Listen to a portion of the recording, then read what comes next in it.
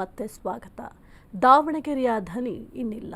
ಏಕೆಂದರೆ ಬಹಳ ಬೇಸರದ ಸಂಗತಿ, ಶಾಮನೂರು ಶಿವಶಂಕರಪ್ಪ ಅವರು ಬಾರದ ಲೋಕಕ್ಕೆ ಹೋಗಿದ್ದಾರೆ. ಎಸ್ಎಸ್ ನಿವಾಸದಲ್ಲಿ ಶಿವಶಂಕರಪ್ಪಗೆ ಅಂತಿಮ ನಮನವನ್ನು ಸಲ್ಲಿಕೆ ಮಾಡಲಾಗುತ್ತೆ. ಮೆರವಣಿಗೆಯ ಮೂಲಕ ಶಿವಶಂಕರಪ್ಪ ಪಾರ್ಥಿವ ಶರೀರ ಶಿಫ್ಟ್. ದಾವಣಗೆರೆ ಎಸ್ಎಸ್ ನಿವಾಸದಲ್ಲಿ ಹೈಸ್ಕೂಲ್ ಮೈದಾನ ಇದೆ.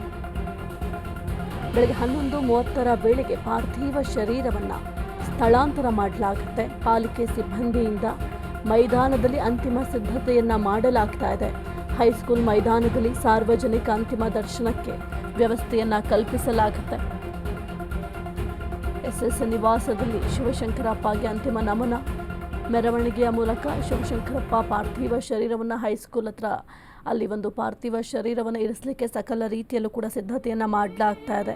ಅಂತಿಮ ದರ್ಶನಕ್ಕೆ ಒಂದು ಕಡೆ ಪಾಲಿಕೆ ಸಿಬ್ಬಂದಿಗಳು ಸಿದ್ಧತೆಗಳನ್ನು ಮಾಡ್ತಾ ಇದ್ದಾರೆ. ಮಧ್ಯಾಹ್ನ 12 ಗಂಟೆವರೆಗೂ ಕೂಡ ಅಂತಿಮ ದರ್ಶನಕ್ಕೆ ವ್ಯವಸ್ಥೆಯನ್ನು ಕಲ್ಪಿಸಲಾಗಿದೆ. ಸಾಕಷ್ಟು ಅಭಿಮಾನಿಗಳು ಕೂಡ ಇದ್ದಾರೆ.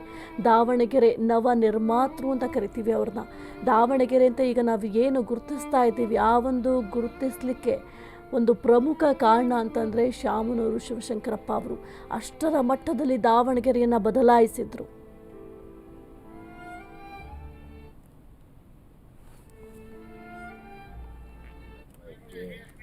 ಅಷ್ಟೇ ಅಲ್ಲ, ಇನ್ನು ಉಳಿದವರೆಲ್ಲರಿಗೂ ಕೂಡ ಅವರು ಹಿರಿಯರಾಗಿ ಎಲ್ಲರಿಗೂ ಮಾರ್ಗದರ್ಶನ ಮಾಡ್ಕೊತಾ ಇದ್ರು. ಜೀವನದಲ್ಲಿ ಯಾರು ಕೂಡ ಅವರು ಕೆಟ್ಟದ್ದನ್ನು ಬಯಸಿರಲಿಲ್ಲ. ಸಮಾಜದ ಸಂಘಟನೆ ಇರಲಿ ಅಥವಾ ದಾವಣಗೆರೆ ಅಭಿವೃದ್ಧಿ ಇರಲಿ ಅಥವಾ ಬಾಪೂಜಿ ಶಿಕ್ಷಣ ಸಂಸ್ಥೆಯನ್ನು ಮುಮ್ಮರವಾಗಿ ಇವತ್ತು ಬೆಳೆಸಿ ಇವತ್ತು ಲಕ್ಷಾಂತರ ವಿದ್ಯಾರ್ಥಿಗಳಿಗೆ ಇವತ್ತು ಶಿಕ್ಷಣದ ದಾಸೋಹವನ್ನು ಮಾಡಿದ್ದಾರೆ. ಅವರು ಹಾಲಿ ಶಾಸಕರು ಕೂಡ ಮತ್ತು ಹಿಂದೆ ಸಚಿವರಾಗಿ ಕೂಡ ಕೆಲಸ ಮಾಡಿದ್ದಾರೆ. ಒಂದ್ಸಲ ನನ್ನ ಜೊತೆನೇ ಅವಾಗ 98ನಲ್ಲಿ ಅವರು ಪಾರ್ಲಿಮೆಂಟ್ ಮೆಂಬರ್ ಕೂಡ ಆಗಿತ್ತು. ಹೀಗಾಗಿ 6 ಬಾರಿ ಶಾಸಕರಾಗಿ, ಸಚಿವರಾಗಿ, ಸಂಸದರಾಗಿ ಇವತ್ತು ಸೇವೆಯನ್ನು ಸಲ್ಲಿಸಿದ್ದಾರೆ. ರಾಜ್ಯದ ಜನತೆ ನಾವು ಇವತ್ತು ಸ್ವಲ್ಪ ಹಿರಿಯರನ್ನ ನಾವು ಕರ್ಕೊಂಡಿದ್ದೀವಿ.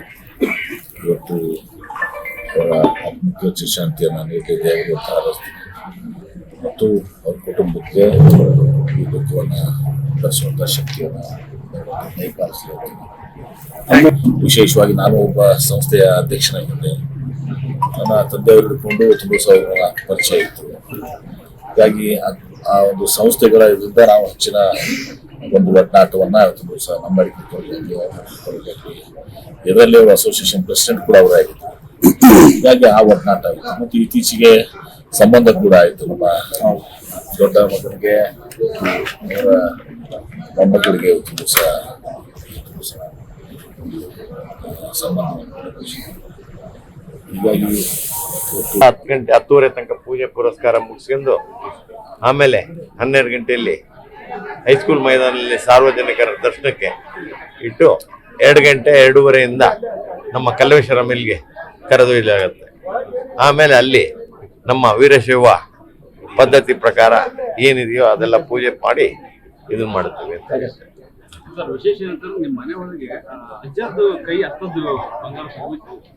ಯಾವ ಕಾರಣಕ್ಕೋಸ್ಕರ ಅದು ಮಾಡಿಸಿ 5 ವರ್ಷ ಮೇಲೆ ಆಯ್ತು. ನಡ್ಕೊಂಡು ಒಂದು ಪ್ರೀತಿ ಇಟ್ಕೊಂಡು ಮಾಡ್ತಾರೆ. ಹೌದು. ಈಗ ಇಂಥ ಸಂದರ್ಭದಲ್ಲಿ ಕಳ್ಕೊಂಡಿದೆ, ರಾಜ್ಯನೇ ಕಳ್ಕೊಂಡಿದೆ. ಹೇಗೆ ದೇವ್ರೆ 10 ಗಂಟೆ 10:30 ತನಕ ಪೂಜೆ ಪುರಸ್ಕಾರ ಮುಗಿಸ್ಕೊಂಡು ಆಮೇಲೆ 12 ಗಂಟೆಯಲ್ಲಿ ಹೈಸ್ಕೂಲ್ ಮೈದಾನದಲ್ಲಿ ಸಾರ್ವಜನಿಕರ ದರ್ಶನಕ್ಕೆ ಇಟ್ಟು 2 ಗಂಟೆ 2:30ಯಿಂದ ನಮ್ಮ ಕಲ್ಲೇಶ್ವರ ಮಿಲ್ಗೆ ಕರೆದೊಯ್ಯಲಾಗುತ್ತೆ. ಆಮೇಲೆ ಅಲ್ಲಿ ನಮ್ಮ ವೀರಶೈವ ಪದ್ಧತಿ ಪ್ರಕಾರ ಏನಿದೆಯೋ ಅದೆಲ್ಲ ಪೂಜೆ ಮಾಡಿ ಇದು ಮಾಡುತ್ತೇವೆ ಅಂತ. ಸರ್, ವಿಶೇಷ ಏನಂತಂದ್ರೆ ನಿಮ್ಮ ಮನೆ ಒಳಗೆ ಅಜ್ಜದ್ದು ಕೈ ಹತ್ತದ್ದು ಬಂಗಾರ ಹೋಗಿತ್ತು. ಯಾವ ಕಾರಣಕ್ಕೋಸ್ಕರ ಅದು ಮಾಡಿಸಿ 5 ವರ್ಷ ಮೇಲೆ ಆಯ್ತು. ನಡ್ಕೊಂಡು ಒಂದು ಪ್ರೀತಿ ಇಟ್ಕೊಂಡು ಮಾಡ್ತಾರೆ. ಹೌದು. ಈಗ ಇಂಥ ಸಂದರ್ಭದಲ್ಲಿ ಕಳ್ಕೊಂಡಿದೆ, ರಾಜ್ಯನೇ ಕಳ್ಕೊಂಡಿದೆ. ಹೇಗೆ ದೇವ್ರೆ. ಇನ್ನು 10 ಗಂಟೆಯವರೆಗೂ ಕೂಡ ಎಸ್ಎಸ್ ನಿವಾಸದಲ್ಲಿ ಸದ್ಯಕ್ಕೆ ಪೂಜೆ ಪುನಸ್ಕಾರ ಎಲ್ಲವನ್ನು ಕೂಡ ಮಾಡಲಾಗುತ್ತೆ. ಕೆಲವೊಂದಿಷ್ಟು ವಿಧಿವಿಧಾನಗಳಿರುತ್ತೆ, ಅದೆಲ್ಲವನ್ನು ಕೂಡ ಆ ಒಂದು ನಿವಾಸದಲ್ಲಿ ವಿಧಿವಿಧಾನಗಳನ್ನು ನೆರವೇರಿಸಿದ ನಂತರ ಒಂದು ಅಂತಿಮ ದರ್ಶನಕ್ಕೆ ಹೈಸ್ಕೂಲ್ ಮೈದಾನದಲ್ಲಿ ಇರಿಸಲಾಗುತ್ತೆ. ಈ ಒಂದು ಪಾರ್ಥಿವ ಶರೀರವನ್ನು ಸಾರ್ವಜನಿಕರೆಲ್ಲರಿಗೂ ಕೂಡ ಅವಕಾಶವನ್ನು ಕಲ್ಪಿಸಲಾಗಿದೆ. ಆ ಒಂದು 12 ಗಂಟೆವರೆಗೂ ಕೂಡ ಸಾರ್ವಜನಿಕರಿಗೆ ಅವಕಾಶವನ್ನು ಕಲ್ಪಿಸಲಾಗಿದೆ. ಅಭಿಮಾನಿಗಳಾಗಿರಬಹುದು ಅಥವಾ ಗಣ್ಯಾತಿ ಗಣ್ಯರೆಲ್ಲರೂ ಕೂಡ ಈ ಒಂದು ಅಂತಿಮ ದರ್ಶನವನ್ನು ಪಡೆಯಲಿದ್ದಾರೆ.